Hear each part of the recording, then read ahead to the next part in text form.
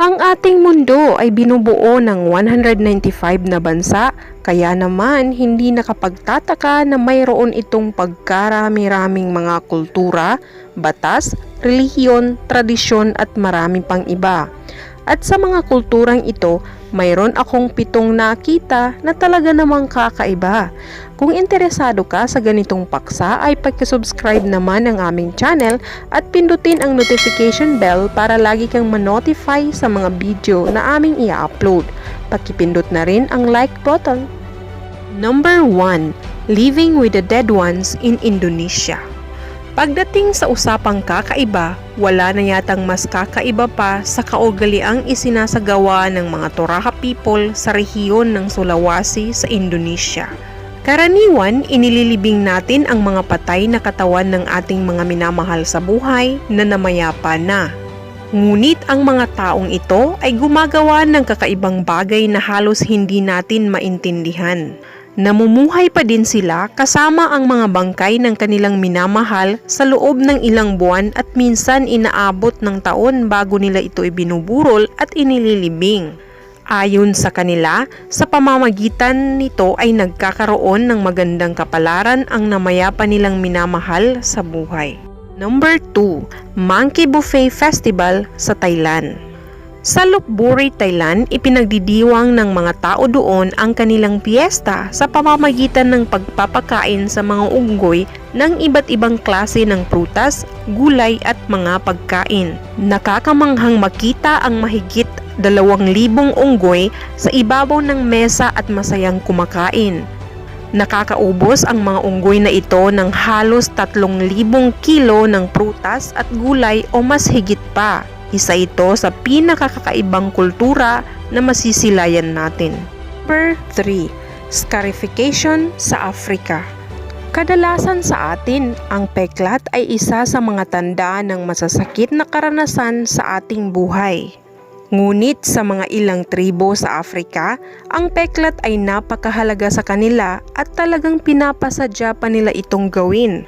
Sa katunayan, kahit ang mga bagong silang na sanggol ay ginagawaan na ng peklat. Sa Sudan at Ethiopia, ang mga babae ay nagpapapeklat sa iba't ibang parte ng kanilang katawan tungkol sa aspeto ng kanilang buhay. Tinitiis nila ang sakit na dulot nito para maiguhit lamang ang kanilang edad, katayuan sa buhay at kagandahan. Sa mga lalaki naman ay sumisimbolo ito ng kanilang tapang at lakas. Number 4. Foot binding sa China. Sa lumipas na libu-libong taon, pinaniniwalaan ng mga Chinese na ang maliit na paa ay tanda ng pagiging maganda at kaakit-akit. Kaya naman, tinitiyak nila na hindi lalaki ang kanilang mga paa. Bata pa lamang sila ay iniipit na ng mga magulang nila ang kanilang paa sa maliliit na sapatos at itinatali ito upang hindi lumaki. Kaya kadalasan, ang size ng kanilang paa ay umaabot lamang ng 3 inches. Sa paraan nilang ito ay madalas na nababali ang mga buto ng kanilang mga paa na nagdudulot ng pagkaparalisa. Number 5. The Nagpachami Festival in India. Pagdadala ng banga na punong-puno ng ahas. Talaga namang nakakatakot ang senaryo na ito. Pero may templo sa Maharashtra, India ang gumagawa ng napakadelikadong gawain na ito. Ito ang kanilang paraan sa pagsamba sa Diyos ng mga ahas upang ipagdasal ang swerte nila. Kinakarga nila ang banga ng punong-puno ng ahas sa kanilang ulo papunta sa templo. Pagdating doon ay nag-aalay sila ng malakas na dasal at pinapakain nila ang mga ahas bago pinapakawalan. Ang pinaka nakakalasong ahas ang kadalasan ang ginagamit dito. 6.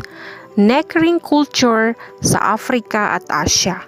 Matatagpuan sa Africa at Asia ang mga tribo na nagsusuot ng kwintas upang humaba ang kanilang mga liig. Ang ring na ito ay isinusuot sa liig ng bata pag-abot niya ng 2 taong gulang. Ito ay kaugalian ng mga Padaong, Kayan tribe sa Myanmar. Pinaniniwalaan nila na ang may pinakamahabang liig ay siyang pinakamaganda. At ang panghuli, ang lip planting sa Ethiopia. Ang mga babaeng Mursi sa Ethiopia ay talaga namang kakaiba. Nilalagyan nila ng platito na gawa sa lupa ang kanilang mga labi upang ito ay lumapat. Ngunit maliban sa mga Mursi, ginagawa rin pala ito ng mga Chai at Tirma tribe. Kapag ang babaeng Mursi ay umaabot ng 13 hanggang 15 taong gulang, ang kanilang labi ay hinihiwa at naghihilom ito pagkatapos ng 3 hanggang 4 na buwan. Kapag tuluyan na itong naghilom ay saka nila ito lalagyan ng platito upang mas lalong lumaki ang hiwa nito. Ang tradisyong ito ay nagpapakita o sumisimbolo ng kagandahan ng babaeng Mursi.